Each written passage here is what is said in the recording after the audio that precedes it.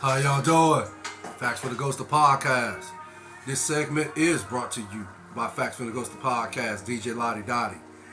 If you like this video, hit the like, subscribe button. The likes I appreciate, the views I appreciate more. Without further ado, shall we begin?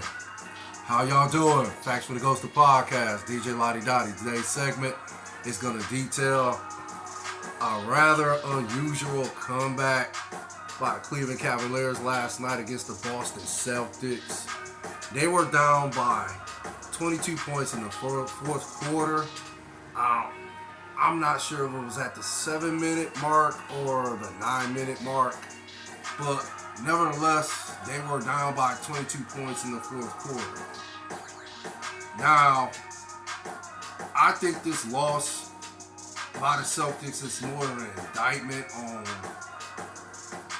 why some people are hesitant to pick them as the team to win it all this year, as far as, coming out the Eastern Conference and then, representing the Eastern Conference in the NBA Finals this year, and then, eventually winning it all. Last night's loss by the Celtics, again, it just illustrates why some people are hesitant to pick them to win it all this year.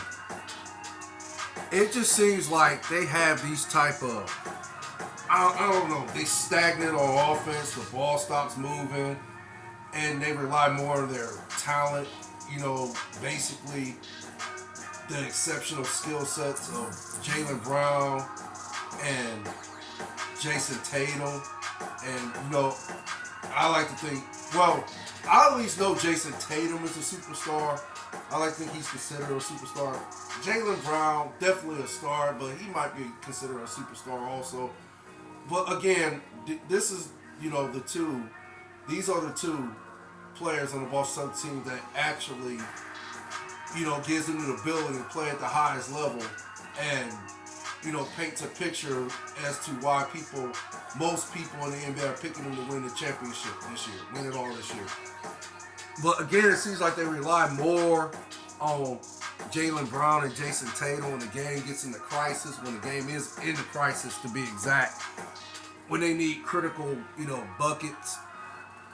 They seem to just rely on Jason Tatum or Jaylen Brown to get those critical buckets instead of just moving the ball and, trying to get, the best shot possible. They rely on miraculous shots by Jaylen Brown and Jason Tatum to shoot over, outstretched arms on the, opposing team. And they take a lot of, tough contested shots to be exact. So, again, the loss by the Boston Celtics, again, it just illustrates why some people are hesitant to pick them to win it all this year.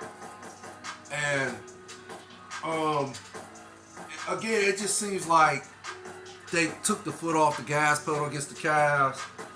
I guess they figured they had the game in the game in the bag. And yeah, it actually looked that way because, in my opinion, Cleveland, again, it just seemed like they didn't put up much of a fight. Yeah, I like to think of the first half they put up a little fight, but in that third quarter, it just seemed like they were lethargic. The ball wasn't moving. It seemed like Darius Garland was dribbling too much again. Instead of, the ball popping, going from east to west, north to south. It seemed like, again, J.B. Bickerstaff, for some reason, is relying on the combination of Jared Allen and Evan Mobley to give him, adequate, if not,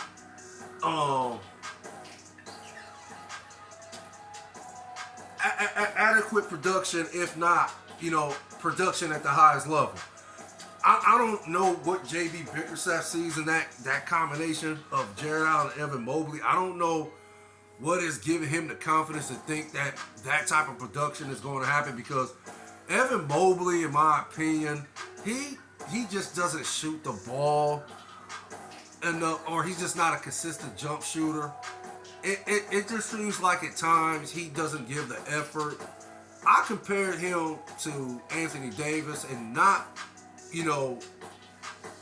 literally and you know Anthony Davis as far as their skill set concerns. Because we all know Anthony Davis is a way better, 10 times better player than Evan Mobley could ever dream of, right? But effort-wise, that's where the comparison is for me. Because we know Anthony Davis takes games off too, but it seems like Evan Mobley does it on a consistent basis, if it makes sense. He'll give you games where you be like, okay, yeah, that's the Evan Mobley we expect. We seeing the potential now.